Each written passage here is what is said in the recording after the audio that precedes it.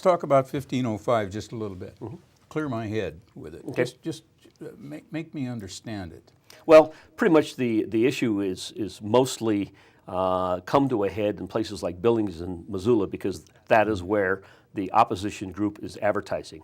A group was established in October. Most of them are tied to the Obama administration. Okay. A lot of them are from Max Baucus's former staff, chief of staff, finance or communications director and things. They created an organization called Montana Hunters and Anglers. It's a 501c4, so you don't know where their money's coming from. They were established the first week in October for no other purpose than to bring money from out of state, from extreme environmental groups, and pay for advertising against me in the race.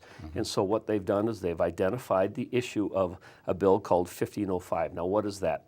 What we're trying to do is get at the problem that in some cases the Forest Service or the Bureau of Land Management or the U.S. Fish and Wildlife Service are using environmental laws to keep our border agents from, in fact, securing the borders.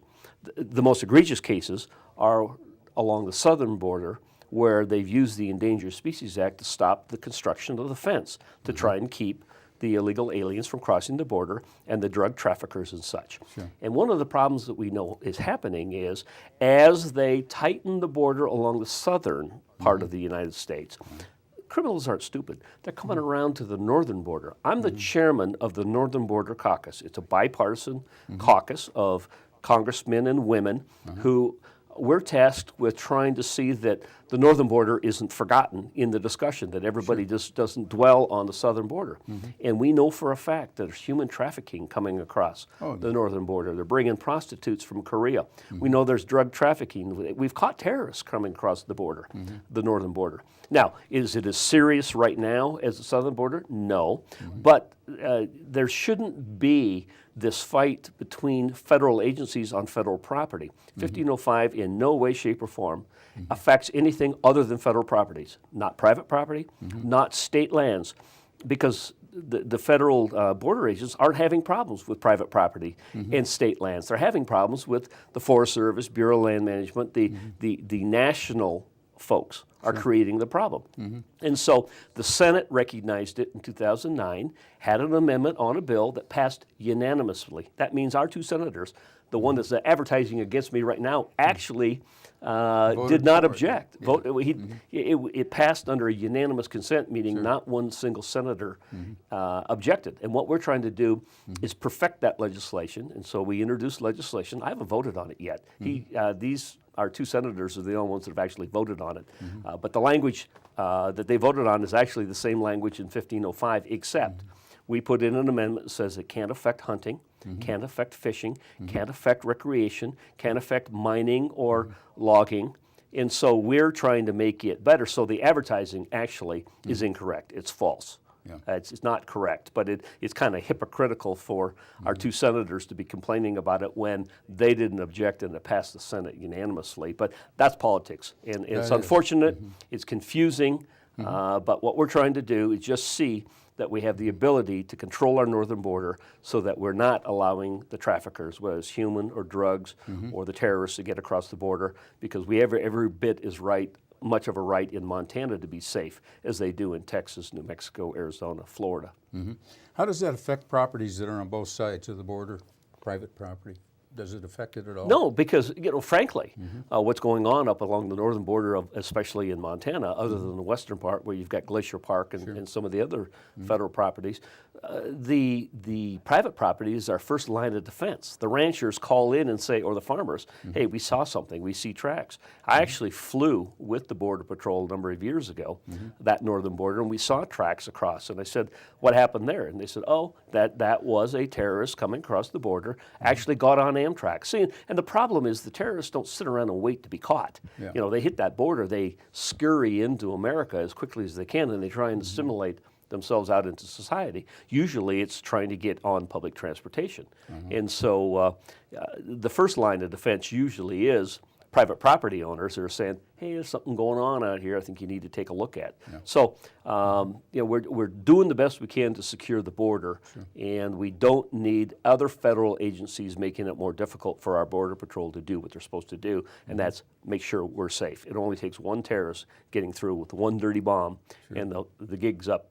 Yeah. We've got bigger problems Yeah. than we have right now. Then we have people killing people, and that ain't right. And they want to. That's part of the problem, is there are people out there that don't agree with our religions, or they don't necessarily agree with our economy or our government, or they just don't like us.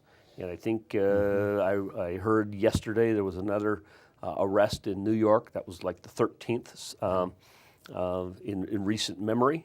And New York seems to be a target. I was in Washington on September 11th. I won't forget it. And I just don't want to have to worry about the problems. And so we're trying to find a way to make sure that the federal laws don't stand in the way, because people don't understand. They'll say, why didn't you know September 11th was going to occur? Well, one of the problems was the federal agencies were not cooperating with each other. When you hear that the FBI and the CIA and others weren't talking, weren't sharing information, it really angers the public. Well, that's what 1505 tries to address. If you've got federal land agencies who are keeping the Border Patrol from doing their job, I would think that the American public would be outraged and would support that kind of legislation rather than saying, well, we don't have to worry right now because it's not really a concern. Well, law enforcement doesn't get to say, well, we'll just wait until it's a problem before we fix the problem. We're trying to address it. Is it perfect? No. Are there some things that we can do to change it? Always looking for other ideas. Sure. Well, that pretty well squares that up with me. It's hard to understand some of these things. Well, you know I'm not a big government guy. I've staked my career on trying to control the growth of government, to try and see that we recognize that states' rights and that individuals just want to be free. I have public meeting after public meeting. I've literally had almost 100 since President Obama became the president, and mine are a little different. They're open to the public. I advertise widely, and anybody that comes can ask me a question. I've done it literally all over. I used to ask the question, do you feel freer today than you did 4 years ago? And for the most part, people say, no, I don't. And then I'll ask the question, do you think you're better off than your parents were?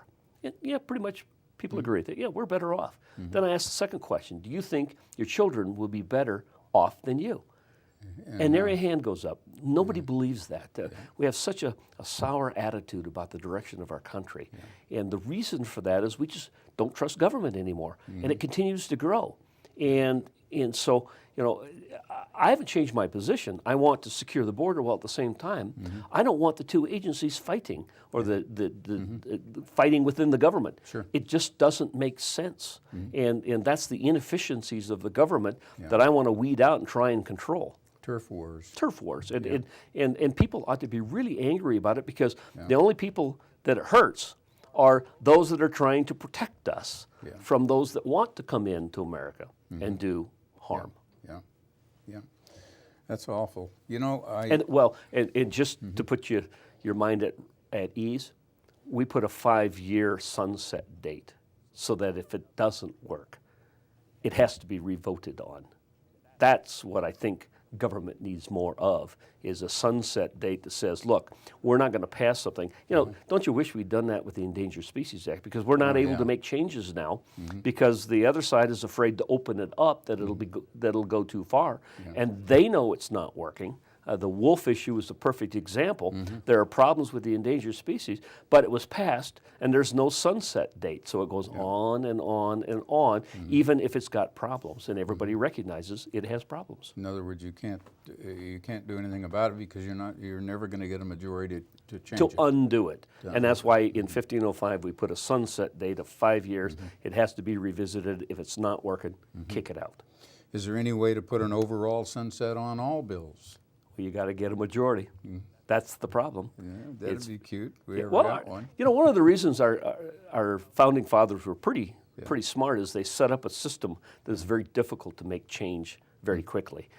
We're reactionary in the House. You get 218 out of 435, you win. In the Senate, you need the 60 vote to break the filibuster. they're always referred to as the saucer that cools the emotions of the country. They work much slower, sometimes irritatingly so, but you don't get the pendulum effect because of the Senate, and so it's very difficult. That's as I've traveled the world, one of the things I've noticed is they everybody talks about the strength of America and how great it is as a country, but then when they set up a government, they never quite do it like us. They'll do the parliamentary form, or the biggest problem I've noticed in some of the new emerging countries is they don't separate the judiciary from the executive branch. And the reason for that is the executive always wants the backup that if they do something illegal, they can control the judges. And that's what makes our system so good, is you've got the three distinct branches. Sometimes the lines are a little meshed, and it's probably where the problem is, like executive orders I have a problem with, or sometimes when the judiciary is legislating. But for the most part, we have a pretty good system set up. Our states need to start doing something.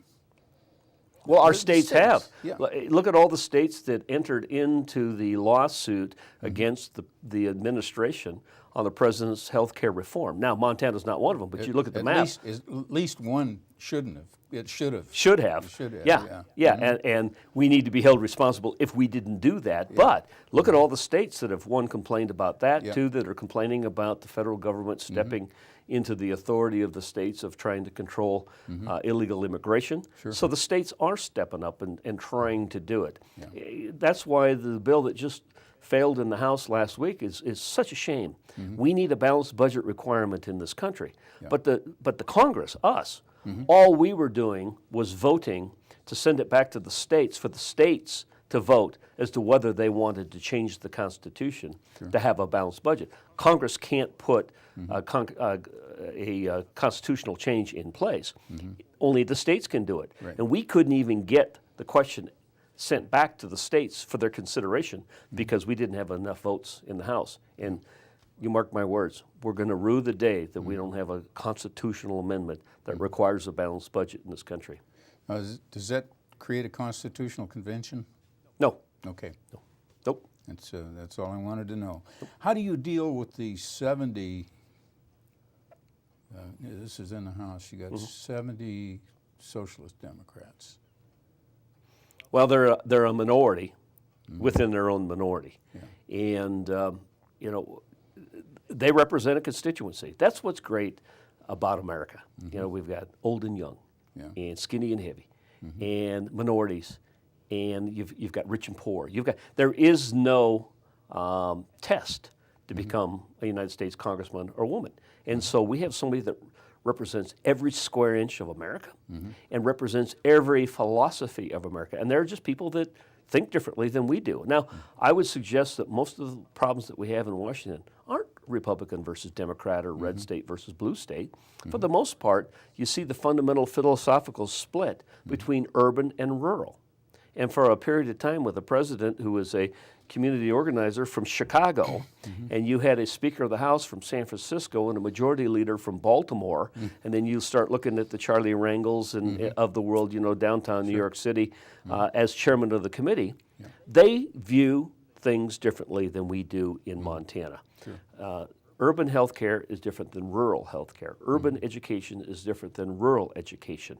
And that's where most of the arguments occur in Washington is, we'll say, well, that doesn't have much common sense. Well, frankly, if you think that your food comes from a grocery store rather than from a farm, and you don't understand how food is produced, you have an entirely different view of legislation as it makes its way through. So we're constantly trying to share information, and I always say to my urban friends, if you'll try and understand our perspective from rural Montana, I will spend the time to try and understand your unique issues as it relates to downtown Miami, Houston, Chicago, and such. Well, I'll tell you what, you've got a handle on this stuff. The problem is you don't have a handle on enough people. Well, I'm one of 435. My claim to fame in Washington is I have the second largest geography. Alaska's the largest congressional district. Montana's number 2. But I have by far the most population. Nobody represents as many people over the course of a 10-year period than me, and then whoever replaces me in a couple of years. The average size is somewhere around 700,000, and as you know, we're almost 1 million people. So not only do we have keep getting there, but then we're actually losing ground. We lost the seat in 1992. And when people say, well, no, why do you work so hard at controlling the borders, whether it's the northern border or the southern border? They don't realize that we sued. We went all the way to the U.S. Supreme Court and lost. The Constitution says you have to count inhabitants, not citizens, inhabitants. So all illegal aliens are counted for purposes of representation in Congress. So California probably has 5 congressmen and women more than they would. So we lose a seat because of the 13 to 15 million illegal aliens that exist, especially along those southern border states like Florida, Arizona, New Mexico, Texas, and California. So there's an overcount. The other area that hurts us, and again why I'm so strong on border control, is that when we send our tax dollars back to Washington, D.C., and it's distributed, it's usually distributed based upon population. So if there's an overcount in California or in Texas, more of our hard-earned tax dollars go to the states that have the high concentration. So it's important for us to control our borders for purposes of only citizens being here, setting up a process so that people can come here legally and become part of our society, but the illegal aliens are counted in the census for purposes of representation. That hurts Montana. Yep. Thank you so much, David, Dennis. as well. It's Thank been you. fun. I hope we can do it again sometime. Always just